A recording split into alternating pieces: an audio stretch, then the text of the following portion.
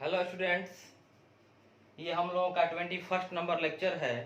21 number lecture है जो calculus का पार्ट है। ओके, तो 20 नंबर लेक्चर में थोड़ा याद करिए, लेबनिज के डिवीजन रूल तक हम लोग पहुंचे थे। Leibniz addition law, subtraction law, product rule and division rule. Leibniz का योगफल नियम, घटाव नियम, गुणा नियम और भाग नियम पर हम पिछले वीडियो में चर्चा किए थे। यहां से हम लोग आगे चलते हैं कुछ रूल्स पे। जैसे आपको डेरिवेटिव का डिफिनीशन क्या बताया गया होगा? The instantaneous rate of change of any quantity with respect to another quantity. मतलब कोई राशि हो गई किसी दूसरे राशि के सापेक्ष जो तात्क्षणिक परिवर्तन। अब बताया गया होगा आपको इंस्टेंटेनियस टाइम में इंस्टेंटेनियस चेंजिंग होता है, बहुत कम समय में बहुत कम ही बदलाव हो पाएगा। और अचर का परिभाषा होता है, अचर जिसको हम लोग इंग्लिश में कांस्टेंट बोलते हैं।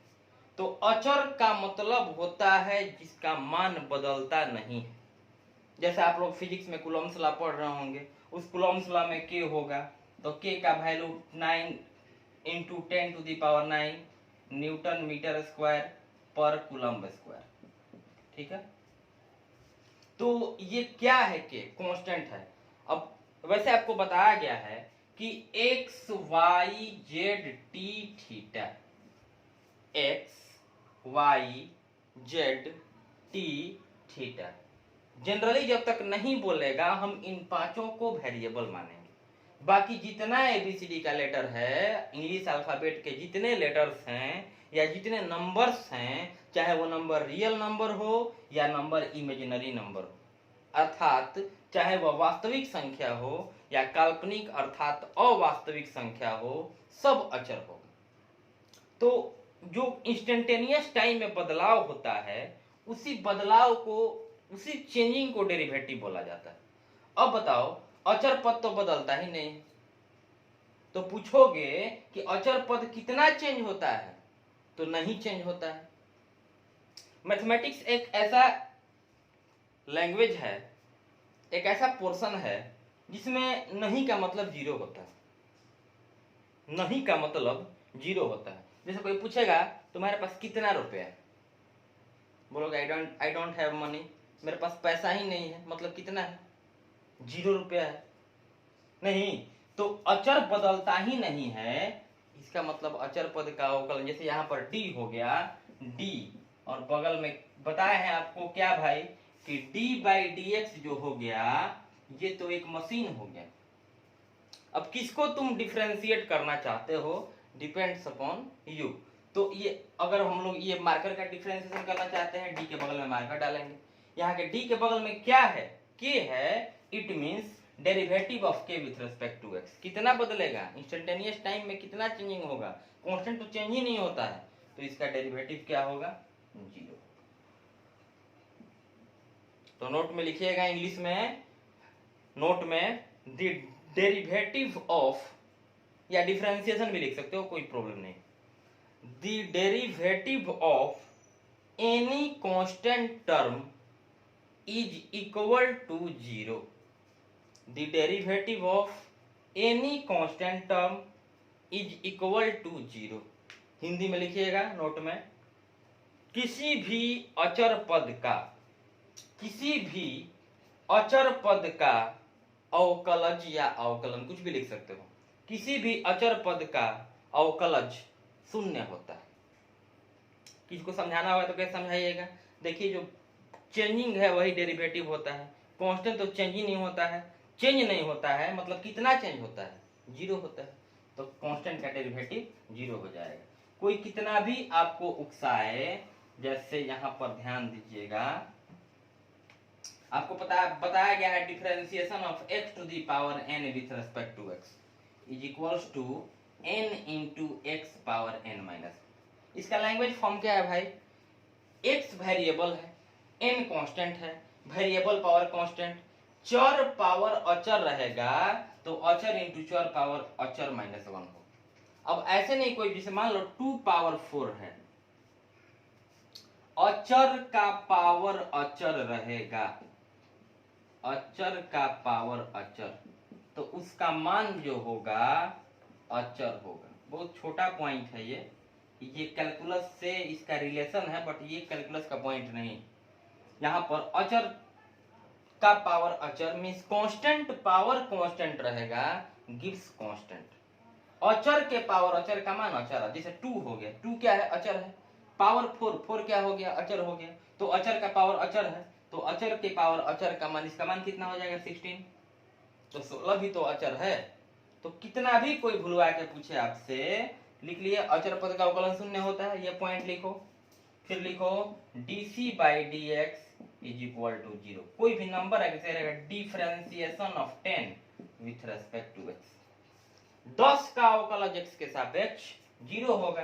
क्यों 0 होगा, 10 तो अचर पद है भाई, क्योंकि अचर पद का अवकलन शून्य होता है तो शून्य हो गया। अब यहाँ पर कोई आपसे ये नोट कर लो, अचर पावर अचर बराबर अचर होता है, constant power constant is equal to constant. Example में लिख लीजिएगा 2 power 4 is equal to 16, 5 power 2 is equal to 25। तो 5 अचर, 2 अचर, अचर पावर अचर क्या 25 क्या है, अचर है। X y z t theta को छोड़ करके बताया अभी ना, रियल नंबर हो या इमेजिनरी नंबर हो, कोई भी नंबर हो, वो एक कांस्टेंट टर्म होगा कैलकुलस में, और उसका डिफरेंशिएशन 0 होगा, उसका अवकलज शून्य होगा। तो अगर कोई आपको भुलवा करके पूछे कि differentiation of 10 to the power 4 with respect to x, जो स्टूडेंट अच्छे से बारीकी से कैलकुलस को नहीं समझे हैं, डेरिवेटिव को करेंगे क्या, इस अनफॉर्चुनेटली ये फार्मूला अगर दिमाग में आ गया तो क्या करेगा, अरे x के जगह पे 10 है, n के जगह पे 4 है, तो हो जाएगा 4 इंटू 10 n इंटू एक्स के पावर n माइनस 1 3। इसका मतलब 4 गुना 1000, क्योंकि 10 के पावर 3 का मान 1000 होगा, 10 गुना 10 100, फिर 10 से मल्टीप्लाई करोगे 1000 हो जाएगा। तो हो जाएगा कितना 4000, जो कि पूरी तरह से गलत।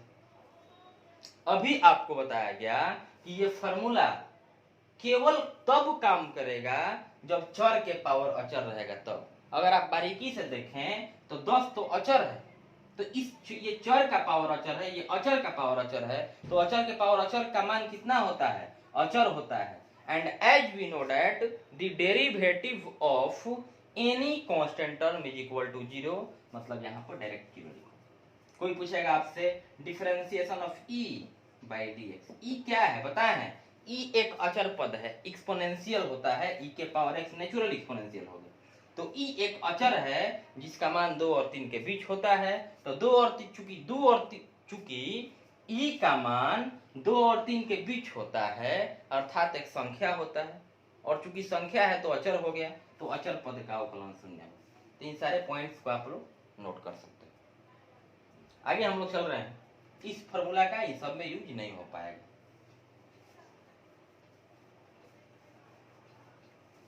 कोई कितना भी भूलवा करके पूछे डिफरेंशिएशन ऑफ 4 पावर 1 लाख लिखें with respect to x, direct 0 लिखोगे।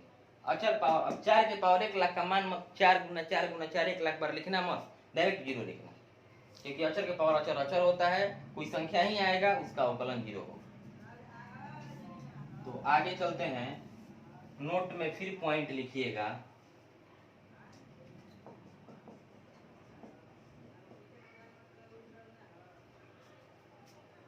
लिखिए तो यदि कोई फलन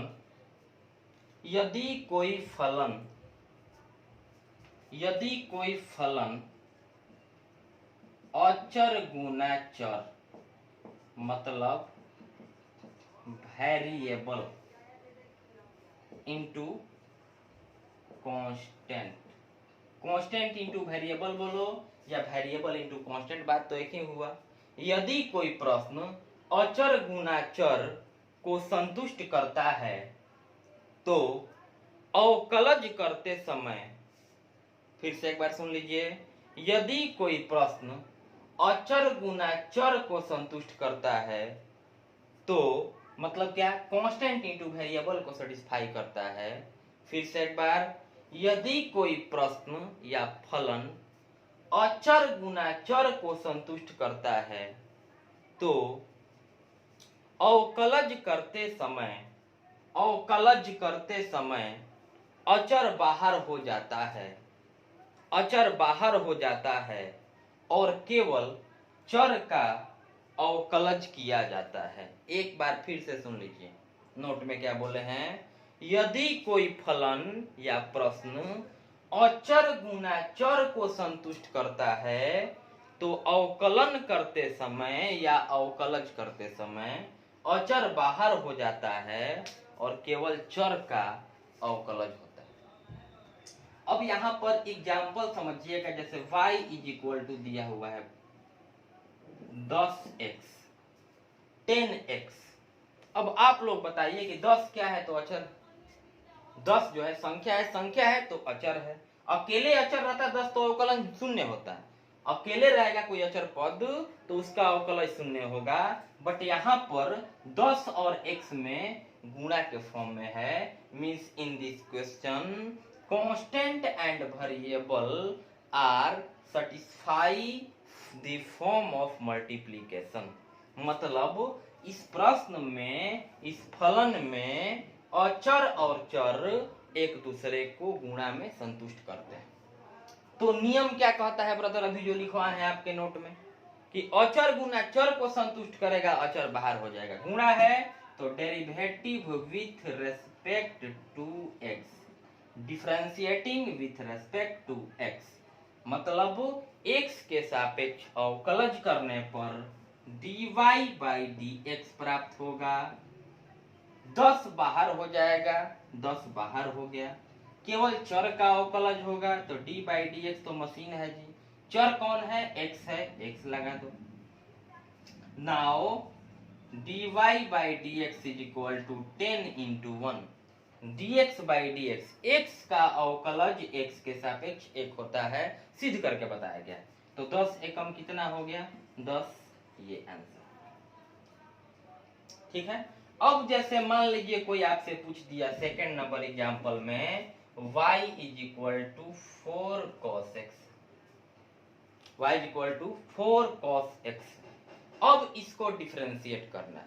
4 क्या है ब्रदर, तो 4 तो संख्या है तो अचर है। cos x क्या है, अब उसमें x लगा है कि नहीं, तो वो चर मानेंगे इसको।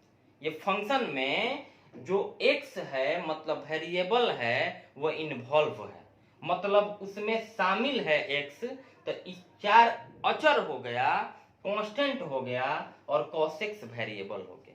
नियम क्या कहता है कि अगर कोई प्रश्न अचर गुना चर को संतुष्ट करे, अचर गुना चर को कांस्टेंट इनटू वेरिएबल को सेटिस्फाई करे, then differentiating time constant is multiplied by the derivative of variable.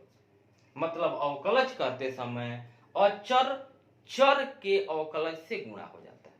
मतलब differentiating with respect to x, x के सापेक्ष हम अवकलन करेंगे। ध्यान रखना 21 नंबर लेक्चर है, एक्स के सापेक्ष हम अवकलन करेंगे तो dy बाई dx, नियम क्या है, 4 बाहर हो जाएगा, 4 को बाहर कर लो।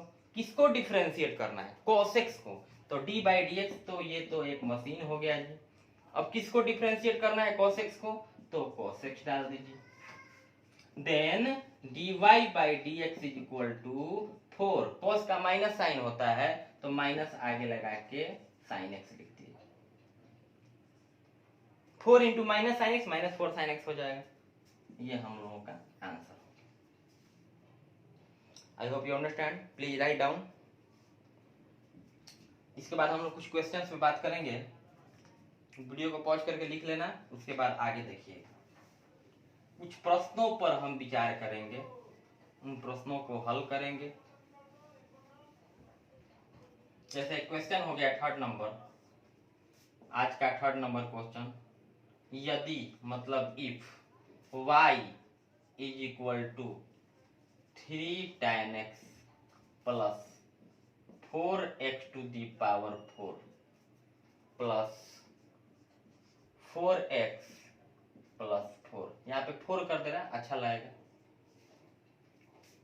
प्लस माइनस अल्टरनेट करके ले रहे हैं, टोटल तुम प्लस भी लिख सकते हो, माइनस, कोई दिक्कत नहीं है।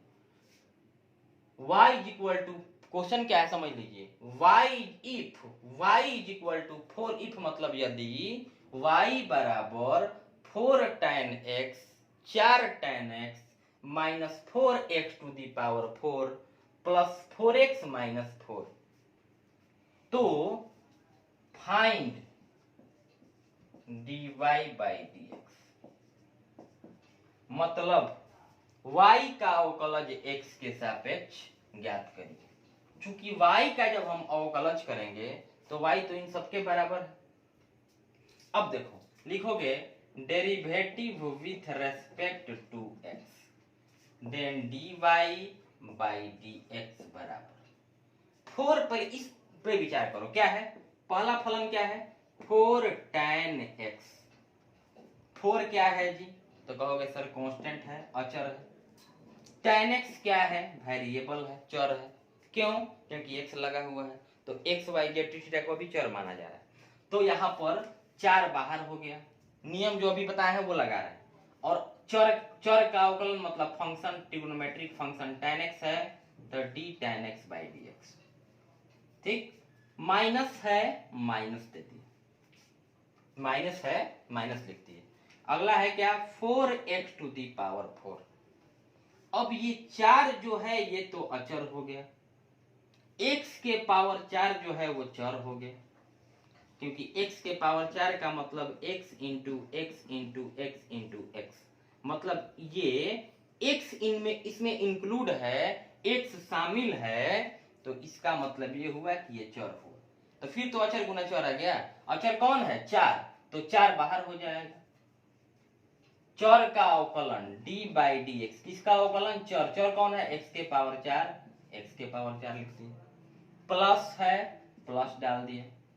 अब हम 4x पे चर्चा करेंगे, तो 4x में भी तो भाई 4 जो है अचर है, x चर है, फिर नियम के अनुसार 4 बाहर हो जाएगा और dx बाई dx हो जाएगा, ठीक, माइनस d4, क्योंकि यहाँ पे कोई बाहर नहीं हो, 4 अकेले है ना, तो अचर पद का अवकलन रेड जीरो भी लिख सकते हो, कोई दिक्कत नहीं। अब ध्यान दीजिएगा dy by dx 4 tan x का कितना होता है sec स्क्वायर x, पर बताया गया होगा शुरू में सूत्र, differentiation of tan x with respect to x, tan x का अवकलज x के सापेक्ष sec स्क्वायर x होता है, माइनस 4, यहाँ पे क्या है इंटू है, इंटू लिख दो। अब x टू दी पावर 4 जो है ये इस सूत्र को संतुष्ट कर रहा है, x के power n, x to the power n का सूत्र होता है n into x power n minus 1, चूंकि n ये क्या है चर पावर अचर, चर पावर अचर, तो n मतलब कितना 4, ये वाला n x n minus 1, 4 minus 1, अलग से बताए होंगे x to the power 99, x के power 99, 99 into x power 98, x power 10, 10 into x power 9, x power 4, 4 into x power 1 घटा देंगे 3 हो जाएगा, प्लस प्लस है, प्लस डाल दिए, 4 dx बाई dx का तो 1 होता है जी, माइनस 0, क्योंकि अचर पद का अवकलन शून्य होता है, क्योंकि 4 अचर है, अकेले है, शून्य हो गया। Finally we have dy by dx 4 sec square x minus 16 हो जाएगा, 4 में मल्टीप्लाई करेंगे, 16x क्यूब प्लस 4 इंटू 1 4 में से 0 गया 4, यह हम लोगों का करेक्ट आंसर हो, तो इसको थोड़ा सा लिख लीजिए। अभी तक जितना डिफरेंशिएशन में ब्रदर फॉर्मूला बताया गया है उन सारे फॉर्मूला को एक बार रिपीट किया जा रहा है, असाइनमेंट क्लास में मिलेगा, प्रतिलोम त्रिकोणमितीय फलन का मिल रहा है, अवकलज का असाइनमेंट तैयार हो रहा है, क्योंकि अवकलज तो क्लास में ही पढ़ाया जाता, पढ़ाया भी जा रहा है, शुरू से अवकलज ही क्लास में पढ़ा रहे हैं, किसी साल हम असाइनमेंट अवकलज का नहीं देते हैं, लेकिन इस साल जो जो अवकलज में पॉइंट है उनको एक असाइनमेंट में एक जगह अरेंज करके आपको दिया जाएगा, ठीक है, इसको लिख लिए। जो भी बैचेज है हिंदी मीडियम के लिए, हिंदी मीडियम का आपका बैच है सुबह में 7 से 8, चल रहा है सोमवार से, अभी फेस्टिवल के चलते क्लोज है, ठीक है। 7 से 8 स्टार्ट हो गया है, चल रहा है। कहाँ शुरू किए हैं? अवकलज शुरू से पढ़ा रहे हैं, ठीक है। इसके बाद आपका 10 से 11 ये इंग्लिश मीडियम का क्लास चल रहा है। 10 से 11 इंग्लिश मीडियम का क्लास चल रहा है, ठीक है। तो हिंदी मीडियम का 7 से 8 हो गया, 11 से 12 हो गया, फिर शाम में 4 से 5 हो गया, फिर शाम में 5 से 6 हो गया, फिर शाम में 6 से 7 हो गया। सभी बैच में पहले साइन करवाया जा रहा है, क्योंकि सोशल डिस्टेंस को फॉलो करते हुए पढ़ना है। मंडे से आप लोग क्लास आते हैं तो कृपया मास्क को लेकर के आइएगा।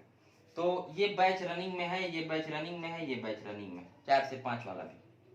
तो ये तो बैच 7 से 8 बैच में जगह नहीं है, अब मतलब कम ही बच्चा पढ़ाना है, तो इसलिए इसमें आइए। 11 से 12 में, 4 से 5 में खाली है, 5 से 6 में खाली है, 6 से 7 में खाली है।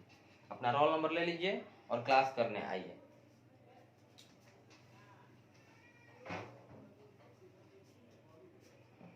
सोमवार से, मंडे से 9 से 10 एक बैच फर्स्ट ईयर के लिए हिंदी मीडियम का शुरू किया गया। 9 से 10 हिंदी मीडियम के लिए 14 तारीख को सोमवार से एक बैच शुरू करेंगे। अगर कोई भाई होगा या बहन होगी या कोई जान पहचान का होगा तो कृपया करके बता दीजिएगा, थोड़ा सा हमारा भी हेल्प हो जाएगा। हाँ, तो फॉर्मूला अभी तक क्या क्या आपको बताया गया? 6 फॉर्मूला त्रिकोणमितीय फलन का। साइन का कॉस, कॉस का माइनस साइन, टैन का सेक स्क्वायर, कॉट का माइनस कॉसेक स्क्वायर, सेक का सेक इंटू टैन, कोसेक का minus cosec into cot. X लगेगा तो एक्स लगा देंगे। 6 फॉर्मूला ये हुआ।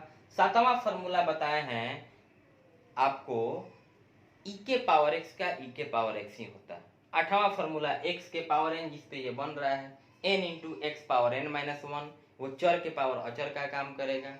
8 नंबर फॉर्मूला आपको बताया गया होगा, dx by dx 1 under root x का अवकलन 9 number dx by dx 1, 10 number root x का 1/2 रूट एक्स, 11 नंबर 1/x का माइनस 1/x स्क्वायर। और आज बताए कि अचर पद का अवकलन 0 होता है और अचर इंटू चर रहेगा, अचर बाहर हो जाएगा, केवल चर का अवकलन होगा। इसके बाद लेबनिज का नियम पढ़ाया गया है। इतना पॉइंट आप लोग जितना बताया गया एक बार रिपीट कर लीजिएगा। मिलते हैं लेक्चर नंबर 22 में। Thank you very much.